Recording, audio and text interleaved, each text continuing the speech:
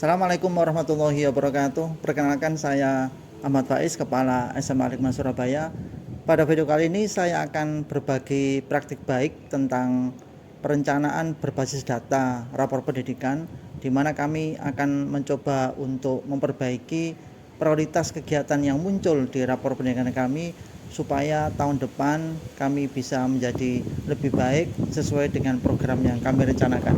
Bagaimana perencanaan berbasis data yang kami lakukan akan kami jelaskan berikut ini. Saya memulai menganalisa dari rapor pendidikan yang kami terima di tahun 2022. Di layar ini adalah ringkasan dari rapor pendidikan yang kami peroleh.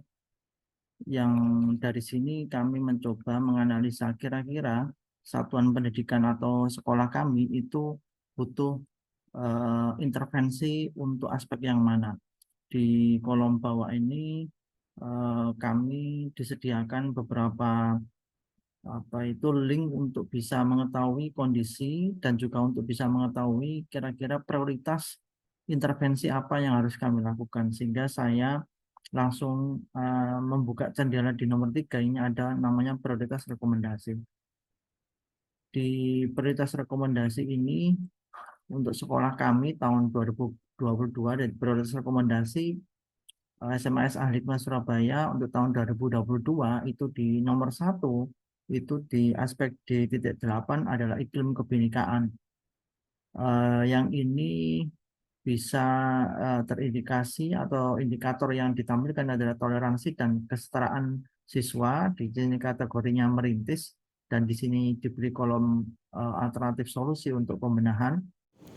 Berdasarkan analisa dari rapor pendidikan yang kami peroleh, maka kami merancang sebuah kegiatan untuk mengatasi permasalahan tersebut dengan sebuah program yang kami namakan Ekspres Bintara, Ekspresi Kebinekaan Nusantara siswa SMA Al-Hikmah Surabaya untuk meningkatkan iklim kesetaraan dan juga iklim kebinekaan di SMA Al-Hikmah Surabaya. Bagaimana program ini dijalankan dan bagaimana hasilnya, maka akan kami uraikan berikut ini. Tahap pertama, kami melakukan analisis profil pendidikan bersama para pimpinan dan tim pengembangan sekolah. Dari analisis itu, maka kita kemudian melakukan analisis akar masalah bersama dengan tim pengembang. Kemudian dari tahap analisis perumusan masalah, kita merumuskan program dan kegiatan yang kira-kira bisa mengatasi permasalahan tersebut. Usulan-usulan program itu kita list, kemudian kita pilih program yang bagus. Kemudian pada tahap berikutnya, program yang telah disepakati itu kita rumuskan ke dalam RKT dan RKS. Setelah itu, tahap berikutnya kami berkoordinasi dengan para guru untuk memastikan bagaimana perangkat pembelajaran guru itu sesuai dengan program yang telah kita rumuskan di hasil RKT. Dan kemudian kita melakukan temu awal dengan para guru sebelum program itu dilaksanakan. Kita memastikan bahwasanya segala perangkat yang mendukung program ini terlaksana itu kami persiapkan dan juga kami monitoring, sehingga jangan sampai nanti ketika implementasi program itu tidak sesuai dengan rancangan yang telah kita bangun. Hasil dari koordinasi ini menjadikan program ini untuk layak disosialisasikan kepada siswa untuk kemudian kita terapkan di lapangan. Inti dari pelaksanaan program Ekspresi Kebinekaan Nusantara itu adalah nanti setiap siswa di dalam setiap kelas masing-masing itu harus menampilkan ciri khas dari adat suku daerah yang telah dipilih dan telah ditentukan. Mereka mendisplay semua atribut yang berhubungan dengan adat suku daerah yang dimiliki oleh suku tersebut, dan mereka kemudian mempresentasikan kepada dewan guru.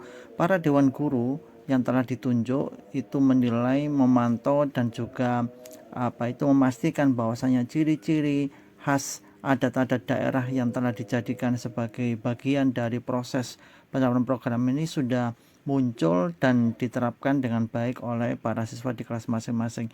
Jadi di kelas itu mereka men-setting semua adat dan ciri khas budaya sesuai dengan daerah masing-masing, mulai dari adat Bali, kemudian adat Melayu, kemudian juga ada dari suku Batak, kemudian dari suku Jawa, Kalimantan, yang semuanya itu menjadikan bagaimana program ini itu bisa mengakar dan bisa menanamkan rasa toleransi kepada sesama suku adat istiadat yang ada di Nusantara. Tahap berikutnya, setelah setiap kelas itu menampilkan ciri khas budaya suku daerah masing-masing yang telah ditentukan, pada keesokan harinya mereka melakukan karnaval kebinekaan.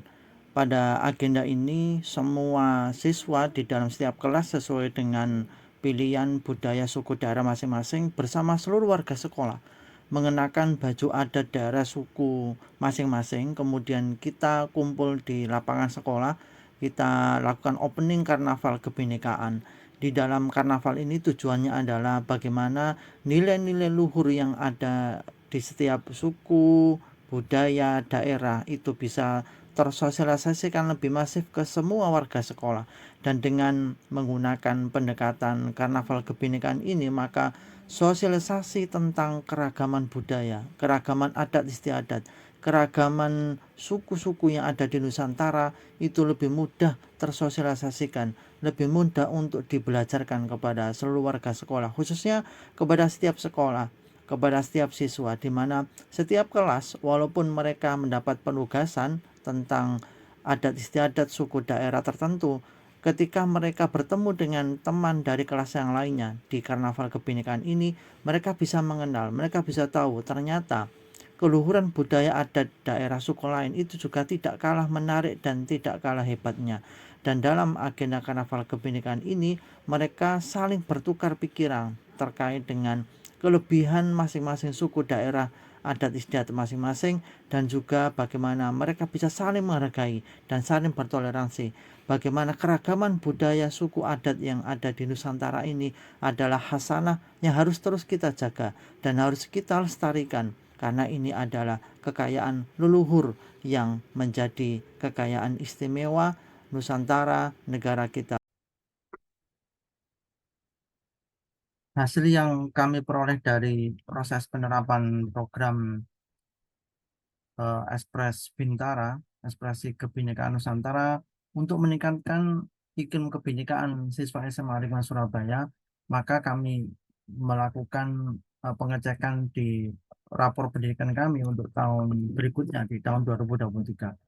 Kami melihat atau mengakses rapor kami pada tahun 2023, dan kita mendapatkan hasil yang alhamdulillah untuk iklim kebinekaan yang ada di layar ini. Iklim kebinekaan itu ternyata mengalami kenaikan atau capaian naik 4,73% dibandingkan tahun 2022. Ini menjadi sebuah kebahagiaan bagi kami, di mana tahun kemarin iklim kebinekaan itu menjadi nomor satu kondisi yang direkomendasikan untuk mendapatkan intervensi.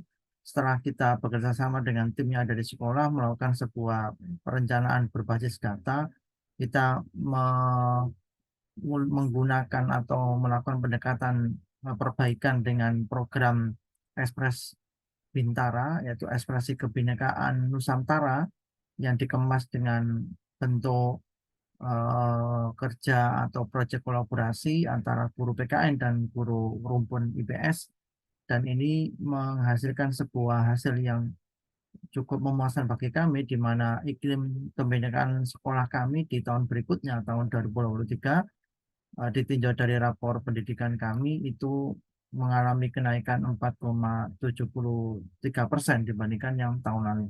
Mudah-mudahan ini menjadi semangat kami bahwasanya sebuah perencanaan berbasis data itu keuntungannya atau benefitnya pasti akan bisa dirasakan oleh sekolah, menjadi bagian untuk pengembangan sekolah. Demikianlah implementasi program Ekspres Bintara, ekspresi kebinekaan Nusantara siswa SMA Negeri 5 Surabaya untuk meningkatkan iklim kesetaraan dan kebinekaan. Semoga praktik baik ini bisa menginspirasi dan bisa membawa kebermanfaatan untuk semua. Sekian, Assalamualaikum warahmatullahi wabarakatuh.